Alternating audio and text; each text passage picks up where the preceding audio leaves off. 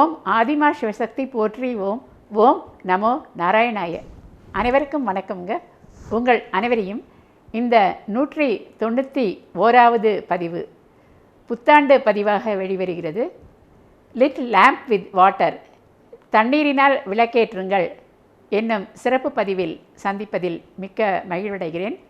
நான் சித்தர் கீதா, மதுரையில் இருக்கிறேன். நான் 15 ஆண்டுகளாக ஆதிமா சக்தி மற்றும் ஆதிசிவன் மூலமாக சைக்கிக் ரேக்கி எனப்படும் உயரக ரேக்கி சிகிச்சையை செய்து வருகிறேன். செய்வது அனைத்தும் அம்மன் தான். சித்தர் என்று கூறப்படுவதும் அவர்கள்தான். நான் அவர்களின் கருவியாவேன். எவ்வாறு செய்து வருகிறேன் என்பதை அறிமுக விளக்கம் என்ற குறுவீடியோ மற்றும் ஆரம்பகால பதிவுகளில் நீங்கள் பார்த்து தெரிந்து கொள்ளலாம். குமுதம் பக்தி மற்றும் ஆன்மீகம் இதழ்களில் குணப்படுத்திய வியாதிகள் மற்றும் சைக்கிக் ரேக்கி பற்றிய விவரங்கள் விளம்பரங்களில் தொடர்ந்து வந்து கொண்டுள்ளன. இப்போது நாம் பதிவுக்குள் செல்வோம். முதலில் அனைவருக்கும் இந்த 2024 வருடம் அனைத்து செல்வங்களும் அருளாசிகளும் பெற்று உங்கள் குடும்பம் சுபிட்சமாக வாழ வேண்டும் என்று அந்த இறையருளை பிரார்த்திக்கிறேன்.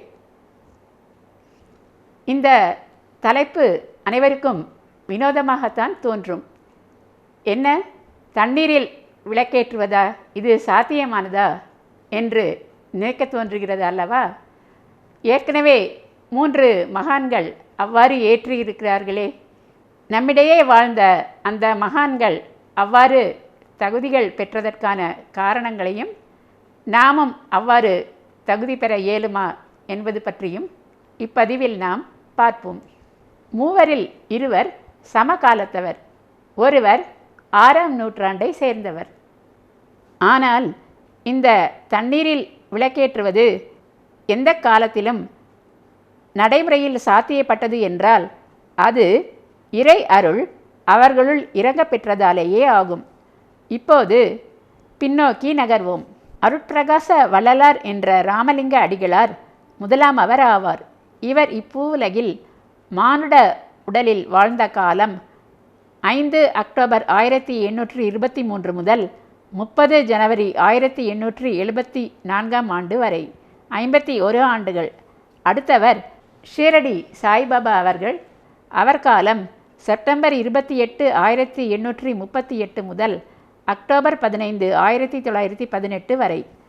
63 நாயன்மார்களுள் ஒருவரான நமிநந்தி அடிகள் காலம் அருநம்பி நமிநந்தி அடியார்க்கும் அடியேன் என்று 7ஆம் நூற்றாண்டில் வாழ்ந்த சுந்தரர் தனது திருத்தொண்ட தொகையில் குறிப்பிட்டு உள்ளதால் இவர் 6ஆம் நூற்றாண்டு அல்லது அதற்கும் முற்பட்டவராக கருதப்படுகிறார். முதலாவதாக அருட்பிரகாச வள்ளலார் குறித்து பார்ப்போம். வள்ளலார் அவர்கள் விருந்தாளியாக கருங்குழி என்ற ஊரில் உள்ள ஒரு செட்டியார் தம்பதியினர் வீட்டில் தங்கியிருந்து படித்து கொண்டிருந்த போது அந்த செட்டியார் மனைவி இரவில் அவர் கண்விழித்து எழுதும் வழக்கம் கொண்டவர் ஆதலால் ஒரு கோலையில் எண்ணெய் ஊற்றி விளக்கரிய கொடுப்பது வழக்கம். ஒரு நாள் அவர்கள் அவசரமாக வெளியூர் செல்ல வேண்டி வந்ததால் கோலையில் எண்ணெய் எடுத்து வைக்க மறந்து விட்டார்கள். இது அறியாத வள்ளலார் தனக்கு அருகில் இருந்த தண்ணீர் கோலையில் இருந்து தண்ணீர் ஊற்றி விளக்கு எரிய எழுதும் பணியை தொடர்ந்தார். மறுநாள் தான் மறந்து விட்டதற்கு வருத்தம் தெரிவிக்க வந்த அந்த அம்மாள் நீரில் உள்ள திரியில் விளக்கு எரிந்து கொண்டிருப்பதைக் கண்டு ஆச்சரியமும் பிரமிப்பும் ஒருங்கே அடைந்தார். இவ்விவரம் அக்கம் பக்கம் எங்கும் பரவியது. ஆனால் இறைவனே ஜோதி வடிவானவர் என்பதை உணர்ந்திருந்த வள்ளலார் தனது உள்ளிருந்த அவனே இவ்வாறு லீலை புரிந்திருக்கிறான் என்பதை உணர்ந்து சிறிதும் பெருமைப்படாமல் அமைதியாக இருந்தார். அடுத்து ஷீரடி சாய்பாபா அவர்கள் நிகழ்த்திய அற்புதத்துக்கு வருவோம். பிறப்பால் அந்தணர், வளர்ப்பால் முஸ்லிம், பின் இறுதியில் சொந்த அந்தணர் தகப்பனிடம் வந்து சேர்ந்தவர் என்று அறியப்படும் அவர் இறை வழிகாட்டுதலின்படி மகாராஷ்டிரா மாநிலத்தில் உள்ள சீரடி என்னும் சிற்றூரை அடைந்து இறை சேவை செய்து வந்தார்.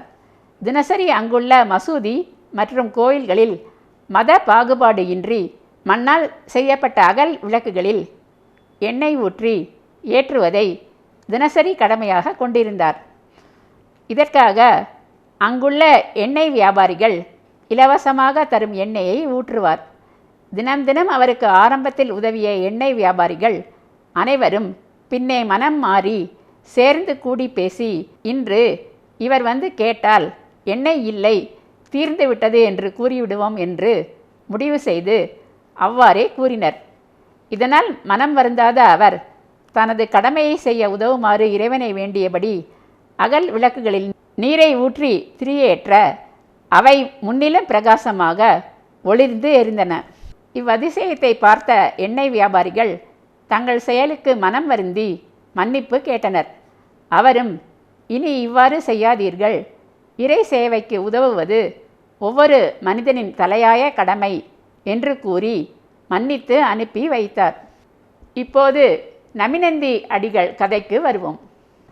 திருவாரூர் தியாகராசர் கோவிலில் முன்பு புற்று இடம் கொண்ட பெருமானான மூலவர் சிவன், வன்மீகநாதர் மற்றும் அறநெறி அப்பர் என்று பல சிவலிங்க சன்னதிகள் தனித்தனியே இருந்தன. சோழர்கள் அரசாண்ட காலத்தில் அவ்வூருக்கு அருகிலுள்ள ஏமாப்பேரூர் என்ற ஊரில் வாழ்ந்து வந்த அந்தணரான நமிநந்தி அடிகள் தினசரி அக்கோவிலுக்கு சென்று தான் குவளையில் கொண்டு வந்த எண்ணெயை அங்குள்ள மண் அகல் விளக்குகளில் ஊற்றி திரி போட்டு விளக்கிட்டு வழிபடுவதை அன்றாட கடமையாக கொண்டு இருந்தார். குறிப்பாக அறநெறி அப்பரையும் அம்மையையும் விளக்கேற்றி வழிபட தவறுவதே இல்லை. ஒரு நாள் வேலைப்பளு காரணத்தால் ஊருக்கு செல்லாமல் அங்கேயே தங்கிவிட எண்ணெய் ஊற்ற குவளையில் ஏதும் இல்லை. மனம் வருந்திய அவர், அருகிலுள்ள வீட்டில் சென்று கேட்போம் என்று ஒரு வீட்டில் குவளையுடன் முன்னின்று தன் வேண்டுதலை முன்வைத்தார். அக்காலம் சமண மதம் அங்கு வேரூன்றி நின்றது. அது சமண குலத்தவர் வீடு ஆதலால் அவ்வாறு வந்த அவரை அவர்கள் கிண்டல் செய்தனர். எண்ணெயா? ஏன், உன் கோவில் குளத்து நீரை எடுத்து ஊற்றுவதுதானே, உங்கள் பொன்னம்பல ஜோதி அதில் தெரியுமே என்றதும் மனம் வருந்திய அவர் இறைவனை வேண்டினார். அப்போது ஒரு அசரீரியானது அவருக்கு கேட்டது. அவர்கள் சொன்னது போல் குளத்து நீரையே ஊற்று, விளக்கெரியும் என்பதுதான் அது. அகமகிழ்ந்த நமிநந்தி நாயனார் அவ்வாறே செய்ய கோவிலெங்கும் தீப ஒளி நீர் விளக்குகளில் மிளிர்ந்தது. அது குறித்து ஊரெங்கும் செய்தி பரவ மக்கள் ஓடோடி வந்து அவர் திருப்பாதங்களை பணிந்து நின்றனர். பின்னாளில் சமண மதம் நலிவுற்று மீண்டும் சைவ நெறி தழைத்தோங்க துவங்கியது. அப்போதிருந்த சோழ மன்னர் அவரையே கோவிலுக்கு தக்கார் ஆக்கினார்.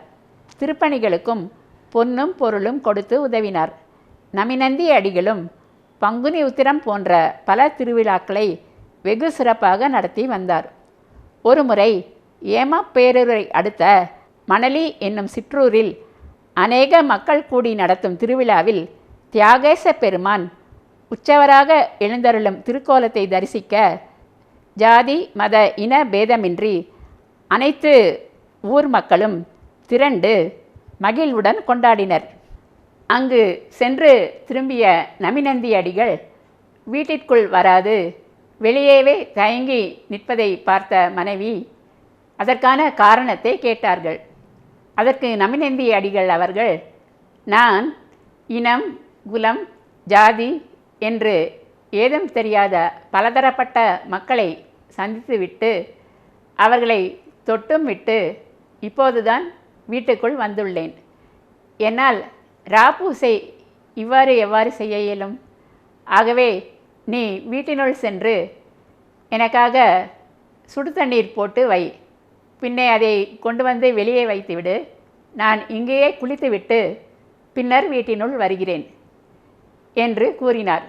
மனைவியும் அவ்வாறே செய்வதற்காக வீட்டினுள் சென்றார்கள். அசதியால் தூக்கம் மிக வர அவர் திண்ணையிலேயே கண்ணையறிந்து தூங்கி விட்டார். அப்போது கனவில் தோன்றிய சிவபெருமான் அவரிடம், உனது கலக்கம் தேவையில்லாத ஒன்று ஆகும். திருவாரூரில் பிறந்தார் எல்லாரும் எனது பூத கணங்களே ஆவார்கள்.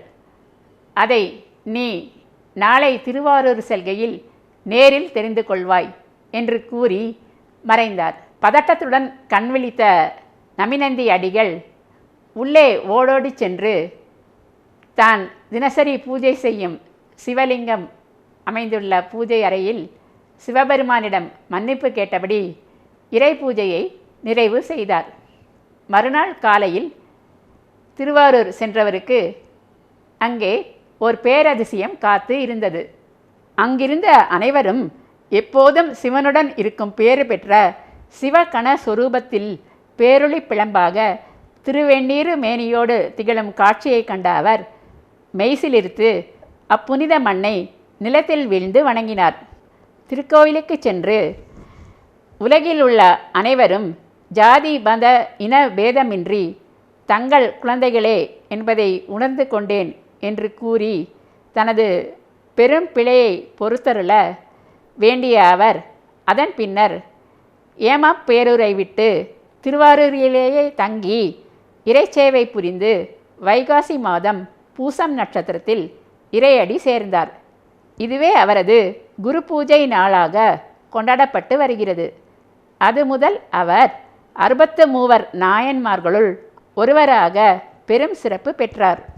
இந்த மூவரால் மட்டும்தான் இவ்வாறு செய்ய முடியுமா என்று பார்த்தால் அவர்கள் நிலை அடைந்தவர்கள் அனைவராலுமே முடியும் என்பதே பதிலாக அமையும். மூவரும் ஜாதி மத இன துவேஷங்களை முற்றிலும் கடந்தவர்கள். அக்குறை முதலில் நமிநந்தி நாயனாருக்கு இருந்தாலும் அவர் இறைவனின் நேரடி ஞானத்தால் பின்னர் திருந்த பெற்றார். மூவரும் இறைவன் ஒருவனே என்பதில் முழு நம்பிக்கை கொண்டவர்கள். அல்லாஹ், பரமபிதா, சிவன், விஷ்ணு என்று எந்த திருநாமம் கொண்டு அழைத்தாலும் அது அந்த ஏக பரம்பொருள் உருவற்ற ஒளி சொரூபமான பிறப்பிறப்பு சக்கரத்துக்குள் வராத இறைவனையே சேரும் என்பதை உணர்ந்தவர்கள்.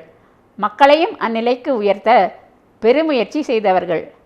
ஆனால் நாம் அவர்கள் நிலைக்கு உயராததன் காரணம் ஜீவகாருண்யம், இறைவனே சகலமும் என்று சரணடைந்த முழு நம்பிக்கை, தினசரி தியானம், நல்லொழுக்கத்தை கடைபிடிக்காததாலேயே ஆகும். ஆகவே நம் திருப்திக்கு இந்த காலியான விளக்கில் தண்ணீர் ஊற்றி மின்விளக்காக ஏற்றுவதே இக்காலத்தில் நமக்கு செய்யப்பட்டுள்ள வசதி ஆகும். இப்போது அது எவ்வாறு இருக்கிறது என்று பார்ப்போம்.